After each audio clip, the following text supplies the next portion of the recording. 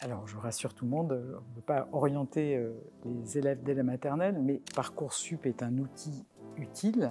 Contrairement à ce qu'on entend parfois, il n'y a pas un algorithme de Parcoursup, hein.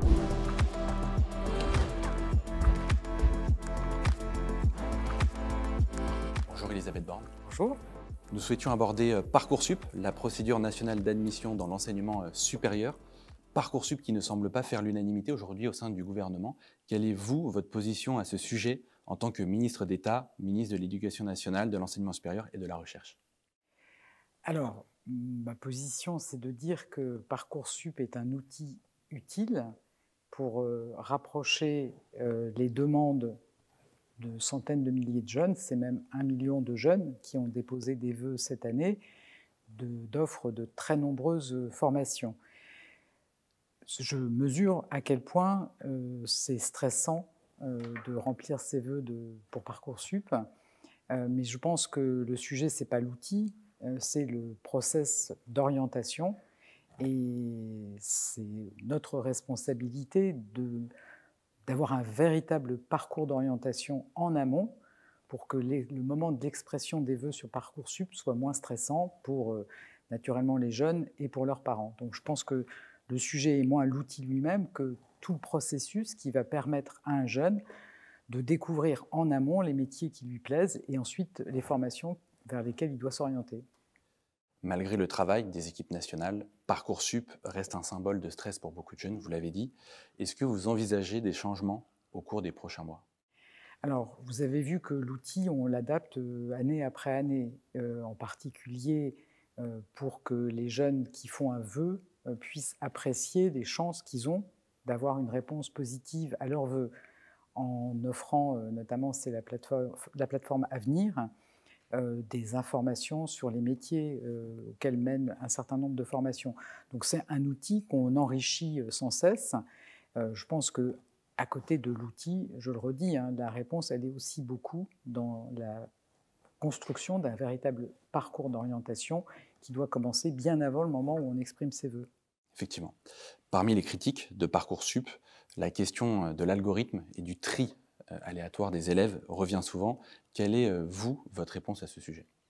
Alors, je voudrais dire que contrairement à ce qu'on entend parfois, il n'y a pas un algorithme Parcoursup, hein. Parcoursup a pour objet de rassembler toutes les demandes de tous les élèves, les futurs étudiants, et de les adresser à des établissements d'enseignement supérieur qui ensuite ont leurs propres critères de choix avec des jurys. Donc ce n'est pas un algorithme, ce sont des professeurs qui constituent des jurys et qui retiennent des candidatures ou pas. Voilà, je pense qu'il faut que chacun ait en tête que l'humain est au cœur en fait du processus, à la fois avec les professeurs principaux, les 2 professeurs en terminale qui doivent accompagner le jeune pour l'aider à faire ses vœux, et puis du côté des établissements d'enseignement supérieur, des jurys qui, parfois en s'aidant effectivement d'outils pour présélectionner des candidatures, vont ensuite choisir les étudiants qu'ils vont ou pas recruter.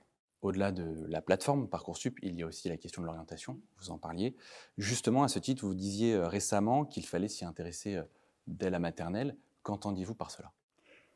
Alors, je rassure tout le monde, on ne veut pas orienter les élèves dès la maternelle, mais nous, on va dire le ministère, doit être très attentif au fait de ne pas prédéfinir, préorienter le choix des jeunes. Et finalement, les stéréotypes peuvent s'installer très tôt. Et si on prend l'exemple des maths, j'ai eu l'occasion de le dire, ce qu'on constate, c'est que le goût des filles et des garçons pour les maths est équivalent à l'entrée en CP, et au bout d'un trimestre, on constate que l'intérêt des filles pour les maths a baissé, est moins élevé que celui des garçons, et tout au long de la scolarité ne cesse de baisser. Ça nous renvoie à notre responsabilité de ne pas participer à la création de ces stéréotypes qui peuvent finalement fermer des possibles pour les jeunes. Et au contraire, d'être capable de briser ce déterminisme de genre, ce déterminisme social, c'est ça notre responsabilité. Et ça commence très tôt. On a vu fleurir depuis 2020, depuis quelques années, de nouvelles écoles, de nouvelles formations hors Parcoursup, sans contractualisation avec l'État. Nous souhaitions avoir votre regard et votre analyse sur ce nouveau phénomène. Alors qu'il y ait plus d'offres de formation d'enseignement supérieur, je pense que c'est en soi une bonne chose.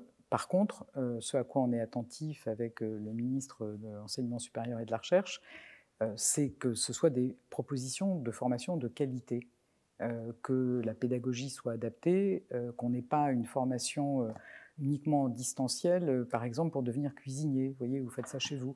Donc on est très attentif à pouvoir mieux réguler les offres de formation supérieure lucratives qui peuvent parfois coûter cher. Et si la formation n'est pas de qualité ou s'il n'y a pas vraiment de débouché, finalement, c'est voilà, pas quelque chose qu'on peut accepter et on doit effectivement pouvoir indiquer aux jeunes quelles sont les formations qui sont de qualité et qui donnent un métier. Merci.